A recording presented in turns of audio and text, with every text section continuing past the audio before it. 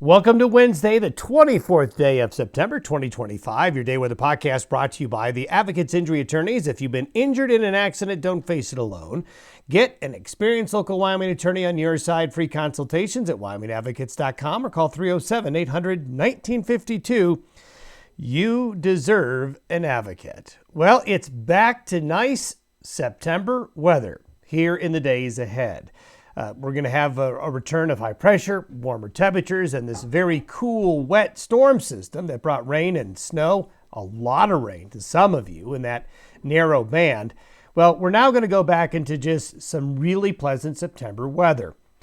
So we're going to enjoy some warmer temperatures, some drier conditions, but we will have a cutoff area of low pressure that'll be hanging out over Southern California and the Great Basin states through the weekend. And what this is going to do is produce occasional areas of showers and thunderstorms in the desert Southwest and parts of the Southern Rockies through the weekend, with fair, very quiet weather elsewhere. That long-term model trend I told you about yesterday continues. We're still expecting something right around the 1st or 2nd of October, but we just have to stay tuned as we get a better idea of what's going to be going on out in the Pacific. But overall, we're going to hit a pretty quiet stretch of weather. That's not until after we saw the winter weather in the high country, snow on the mountains above Leadville, in the Tetons, a little dusting of snow, and then a lot of snow down into the north central and northern mountains of Colorado, Rocky Mountain National Park in particular. Now, the snow levels stayed pretty high. This was just not a very cold system, but nonetheless, impressive snow over a small part of the central and northern mountains of Colorado, especially as you got above that 10,000 foot level.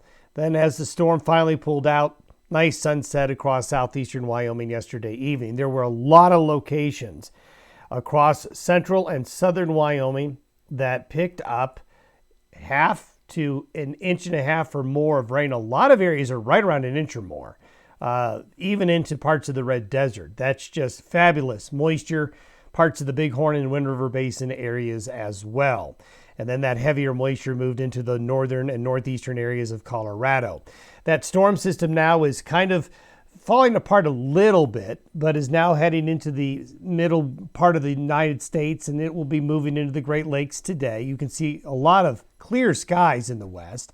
We're going to have some low clouds. There will be some low clouds and fog in many areas to start the day after a pretty chilly night, some frost in some areas.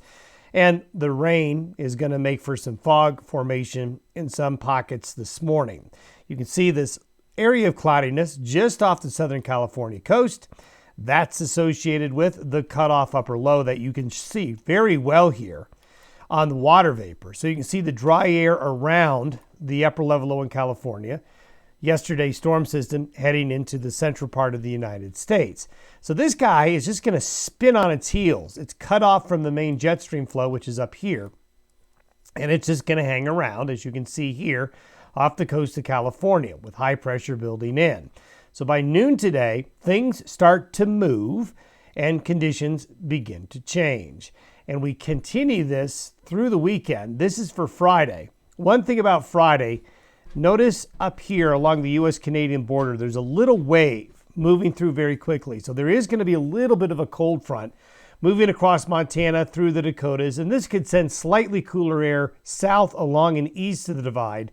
As this wave moves along the U.S.-Canadian border, it'll pick the wind up as well a bit, but it really won't produce much weather in the sense of clouds and precipitation, but a little bit of a fluctuation in temperature. There you can see the low over Death Valley, near Las Vegas there, and it's just going to hang around. And with that low spinning around through the weekend, this is for Sunday, you're going to see showers and thunderstorms along and west of the divide, fair weather conditions developing elsewhere.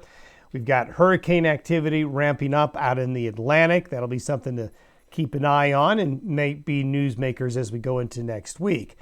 So you can see that generally west to southwest flow aloft. We've got this next low coming in. That's what's going to come around the 1st of October.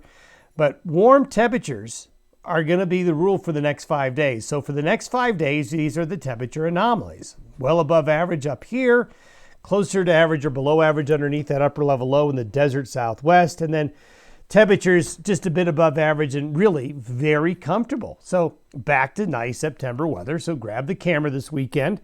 Get ready to check out some more fall colors because this will be a good weekend to go out and do that. The exception will be in the desert Southwest and the Southern Rockies, as you can see. Showers and thunderstorms. This is cumulative over 5 days. So it's not going to get everybody wet, but there's going to just be pesky shower activity. California, Arizona, New Mexico in particular, but even up north and near Las Vegas, over to near Salt Lake and along the Wasatch, and into southwestern and western Colorado, and a few showers in western Wyoming, but very little else elsewhere. So now we go into next week, which is, well, when's the next change? Well, we still have some discrepancies in the models. They're better than we showed you yesterday. But what's tricky about this next wave coming in towards the middle of next week, right around the 1st or 2nd of October, is that we do have a lot of energy up in the Pacific Northwest, up into the Gulf of Alaska.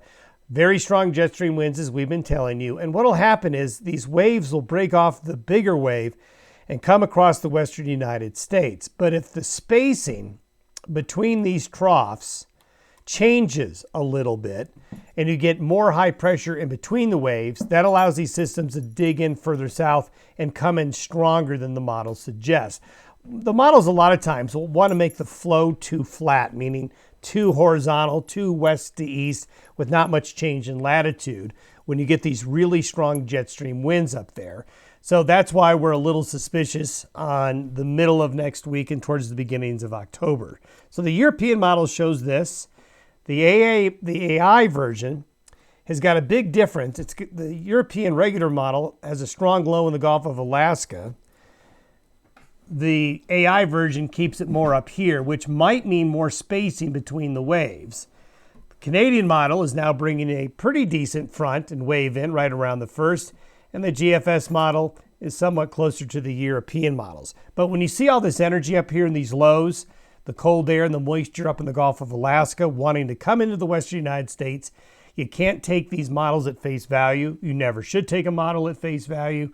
So that's why we're a little bit suspect on what's going to happen around the 1st or 2nd of October. It could end up being a pretty strong front, and it could end up being a weak one. But that's the next change. That's the next time frame towards the middle of next week when we're going to have more significant weather. Between now and then, other than that low in the desert Southwest, not much else will be going on. Have yourself a great Wednesday. We'll see you tomorrow.